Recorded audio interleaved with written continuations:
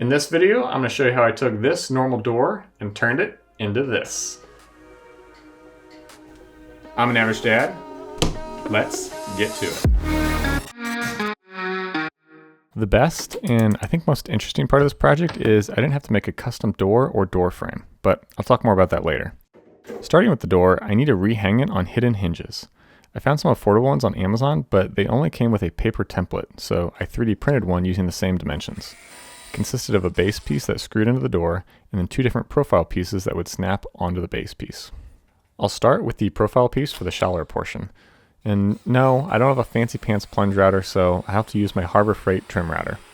Usually you start a router off to the side of the workpiece and not come down on the top like a drill, so I cut some shallow holes to reduce the chance that it would jump around on me. Is this a good idea? No. Is it a safe idea? Probably not. But did it get the job done? Yeah, it did. This door, like most interior doors, is partially hollow. I wasn't sure at what point that started, and turns out it's the exact depth of the hinge. This will be okay though, as the ears or edges of the hinge is where it'll actually be screwed into the door. There's a little bit of wiggle that hopefully doesn't cause misalignment when we hang the door, but overall the template worked great for cutting this out. To my knowledge, this is one of the first project videos where a hidden door is made from an existing door with the slats just attached directly to it. Now, I don't want to say I'm a pioneer, but I'm a little worried I may catch scurvy. If you thought that wasn't funny, you should hit that thumb button below. If you thought that wasn't funny, you should consider subscribing. And if you thought it would be a bad idea to ask your spouse to move the shop vac and read your mind on which direction you're going to move the router because you didn't want to make a mess indoors, you'd be right. So it's been a while since I've been face to face with a bare door frame, and I forgot that they're really not that thick. So similar to the door, just the ears of the hinge will have material behind them. Now the cutout for each hinge is pretty tight, so I was worried that all three of them would line up on both the door and the door frame. But referencing them off the existing hinges actually worked surprisingly well. You know, I'm something of a myself. I was worried that the door would want to open or close if it wasn't hung perfectly level, but these hinges held it in place pretty well, and that made me happy.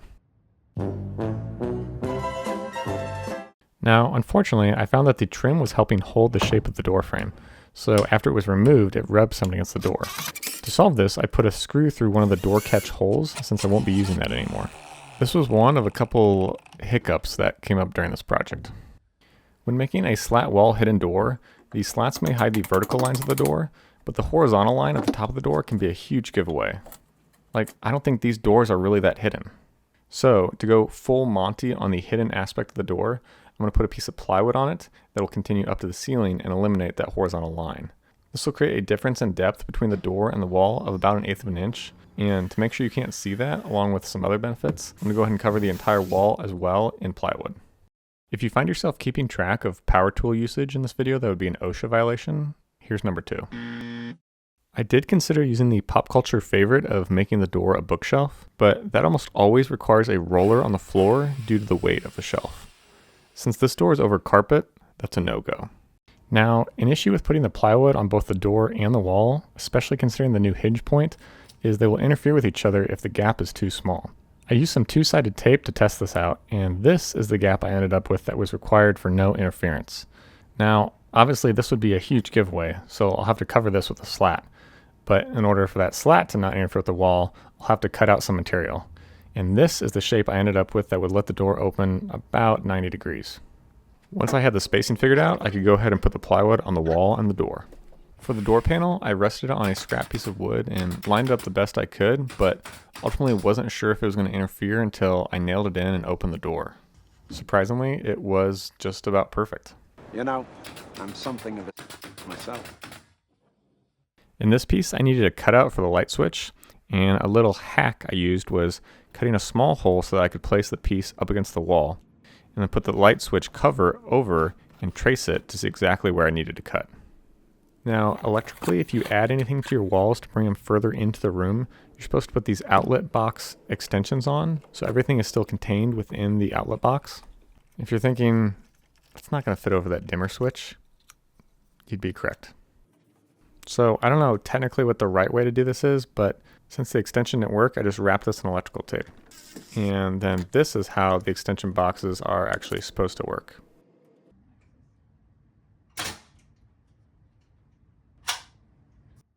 Since there are gaps between the plywood panels, I'll have to fill it in with caulking so that everything is flush.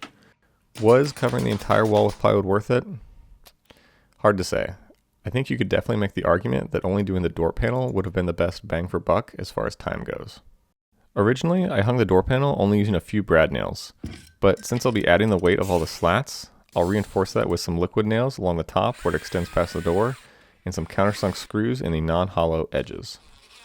Now, if you're a shrewd order of operations kind of person, you may be asking why I didn't paint the plywood before I put it on the wall. And I don't have a great answer for that. But I was able to keep the paint off the carpet by carefully tucking in the painter's tape around it. I filled in the top of the door frame that was still exposed, and then finally it's time for the fun part, painting. I didn't use a primer, which in hindsight I regret as it looked a little spotty when I was done based on how the paint soaked into the plywood. This probably could have been remedied with another coat of paint, but at this point I was out of what I had bought, so I just decided to rely on the slats to hide this somewhat questionable workmanship. Speaking of the slats, the local hardware store will have multiple different grades of wood boards, usually good, better, and best. For example, for 1x2s at my local Menards, they have Quality and Select, which you can think of kind of like Bud Light and Bud Select. One has its flaws, but will ultimately get the job done, and the other... Okay, so that analogy doesn't really work, but I'll be using the Select boards because they shouldn't have any knots and will be sanded a lot smoother. Now, despite buying the better grade, there will still be many bent and twisted examples for sale, so I'll have to sort through them to find the more useful ones. I'll have two different lengths for the slats based on the ceiling height, so I'll make a stop block so I can push the boards up against that to cut them all quickly to the same length. And I don't have a fancy pants miter station, so here's what I came up with. To finish the slats, I'm going to use a water-based stain to make them darker. I typically skip preparation steps if I'm unconvinced of their value, because if I can get a similar result for less time, I'm going to do that. This is kind of like when my dentist compliments me on how well I'm doing flossing when I haven't been. Makes me wonder how critical that really is. Oral hygiene aside, turns out wood conditioner does actually make a huge difference. It significantly reduces the high contrast of the wood grain that is typical in cheap wood once it is stained. This makes it appear much more like a naturally dark hardwood. So despite that adding a little bit of time and a sanding step in between, I will count that as well worth it on this project. For making sure it is hidden, the horizontal line at the top of the door profile has been taken care of, but now it's time to do something about that obvious gap at the bottom. Initially, I considered buying some sort of weather stripping from the hardware store, but ultimately decided to DIY this as well, because I'm thrifty and why not? I need something that can come down basically to the floor, but be flexible enough to not limit the motion of the door or wear a line in the carpet. What I came up with was a piece of drawer liner that I cut and painted. I added a spacer on the door so the liner would be near flush with the plywood and attached it with brad nails. Now, if you aren't familiar, brad nails have extremely small heads, so this was actually a poor decision, and I ended up ripping it off and reattaching it with some super glue. You know, I'm something of a myself. And by the way, if you enjoy the style of this DIY video, which, I mean, this guy definitely didn't, but if you do, you should click the notification bell on this channel. Otherwise, YouTube won't always show you new uploads. Now, obviously, we don't want to add a handle to the hidden door, but it still needs to be usable. Just grabbing the slats is not great, so I'm going to router out the back of one of them so that I can hook my fingers onto it and easily pull it open. If I do this well, it will be almost impossible to know where to pull, which is great for the door being hidden, but bad for when you need to open it. Once I decided on the height that cutout was going to be, I noticed one of the slats had a kind of circular grain pattern, so I'll use that as a visual indicator for those in the know.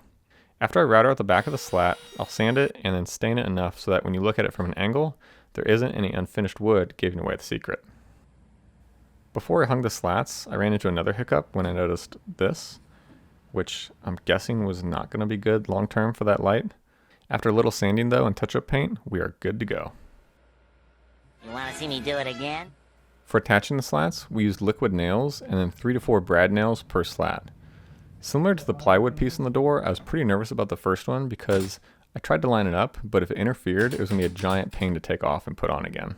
But contrary to how a lot of house projects go for me, it worked just as planned. I read all your research on. Really brilliant. To space out the slats, typically people will just use another slat in between, but I'm going to cut some very specific pieces to do this, as I need slats to fall perfectly on either end of the door. Now, once all the prep work is done and I have a system for putting the slats on the wall, you'd think that I'd just be able to fly through the rest of them, but I made it about 8 slats until I ran into another hiccup. I miscalculated, and the last piece that's supposed to halfway hang off the door would barely be touching it. I could change the spacing for the last 4 slats, but I was worried that would be too obvious.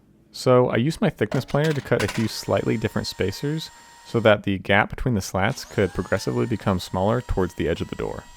A couple benefits of having plywood cover the entire wall: I don't have to worry if the slat nails are going into a stud or not. They all pass through the plywood. And here's violation number 3.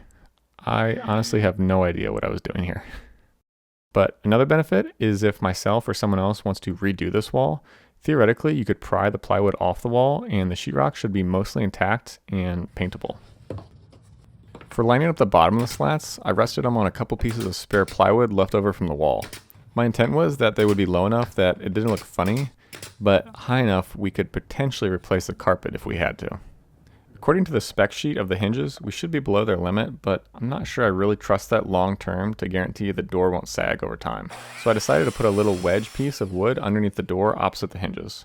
It's cut and installed so there's a little bit of friction with the door right as it comes fully closed. And this should significantly limit the stress on the hinges when it is closed, which will be more than 99% of the time. You know, Lastly, I need a way to keep the door shut since it wants to be slightly ajar when closed. To do this, I'm going to use a magnetic drawer catch kit, which will have the added benefit of creating a nice audible click when the door is closed. Now, if the force is too high, I'll have to pull pretty hard on the slat to open the door, and if it's too low, the door will risk opening by itself if another door nearby is opened and that pressure change pulls on the door. So I found that one piece of painter's tape was the Goldilocks zone and made it feel just right. And that click sounds Pretty good. Pretty good. Here's the before and after. It actually turned out better than expected. Unless the placement of the light switch makes you suspicious, it's pretty much impossible to guess that there's a door there. To make all this happen, between the hinges, plywood, paint, slats, and other miscellaneous costs, the total was about $560. I think this will easily increase the home's value by more than that, but let me know what you think. Was this worth it? What would you have done differently? Thanks for watching.